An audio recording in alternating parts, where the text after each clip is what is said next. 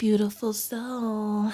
Today is the wonderful Lunar New Year, right? It is the first new moon of 2025 in the wonderful sign of Aquarius. Now, if you received this in your email, that means you were one of the people that wanted your name added to today's prayer list, or you might have found this link posted on the Patreon and it was originally intended for only those who were a part of the prayer that took place earlier today. But after meditating, the angels wanted me to share this message with everybody. We got a little taste of it in one of the recent posts on the Patreon about finding your treasure. A lot of you, especially those of you who are deep in the struggle, you've got your head down and you're putting the axe to the grindstone, for lack of a better phrase. You're really putting in the work. You're shifting all your focus on the thing or things that you are intending, desiring to manifest. The biggest takeaway from today's intercession was that a lot of you, not all of you in the collective, but a lot of you have been planted like a seed in the dirt. Some of you in the next few months or so will be in the position to be planted. But like that seed in the dirt, you are asked to, no matter what you hear, no matter what you see, no matter what you think you know, to fully surrender to the process. Not lukewarm, not only surrender when you catch episodes of Divine Love Talk, not only surrender when the sun is shining, but fully surrender 24/7, 365, like that seed, right? Which is tiny if we're going to talk about a mustard seed. And you're in the dirt, and all the dirt creepy crawlies are going by, and they're bumping you and shifting you, aka helping you grow, preparing for you to take off. In this season of darkness, in this season of it looks like everything is falling apart, always remember, things always look like they're falling apart right before they fall together. You have that tower moment. You have that dark night of the soul in preparation for your day of rejoicing, your day of saying,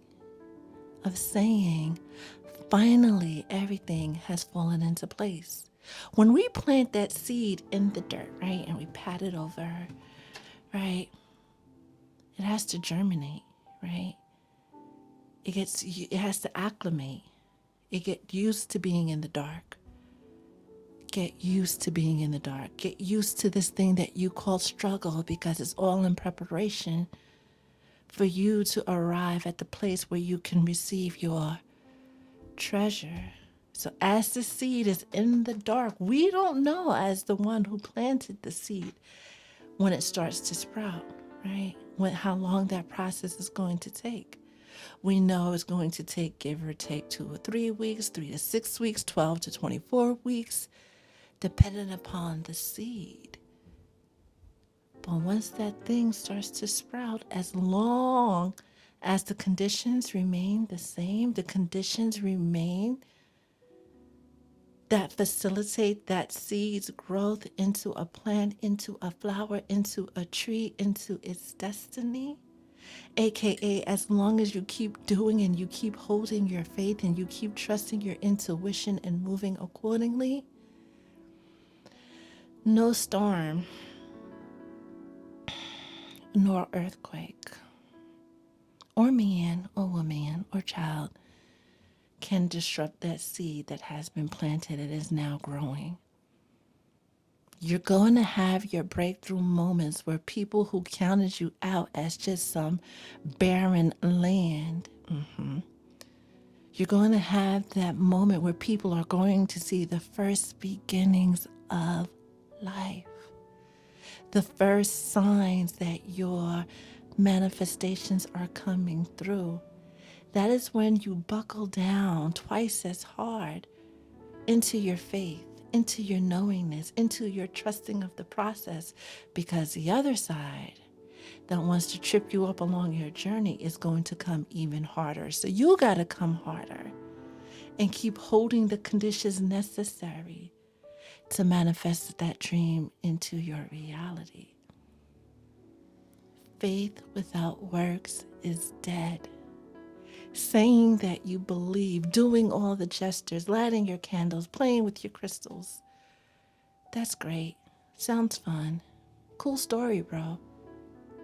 If you don't truly believe, it's just a story, just a tale that you will tell as you recount your days, right? And you reminisce.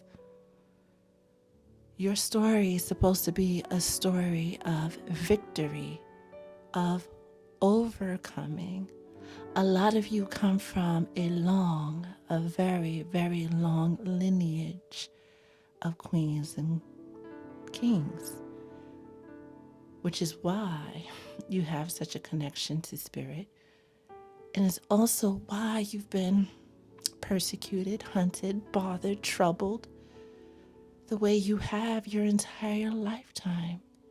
You wouldn't have haters if your purpose wasn't so great. You wouldn't have to overcome all of these challenges and obstacles if your purpose wasn't so great. You, if this message found you, right, because it's only directed to a certain set of individuals, you are going from a season of being counted out as barren and nothing and, how would you say, a flower that has no scent, right? Very shortly, people are going to understand why they call God God, as they bear witness to that once barren land being the most fruitful land in all the land. That once was sickly and counted out is the strongest amongst them all. We got the heads up last month that this year is a year of the last becoming first and the first becoming last. The forgotten stone becoming the cornerstone, right? The master stone, the foundation for everyone else to lean into and lean onto so they can ascend and grow and become. You will have your happily ever after. You will have your treasure. You will have your abundance, your prosperity, every single thing that you've been hoping for, praying for. This is not a time to lay prostrate on the chapel floor and beg. Your prayers have already been received. Things are already set in motion.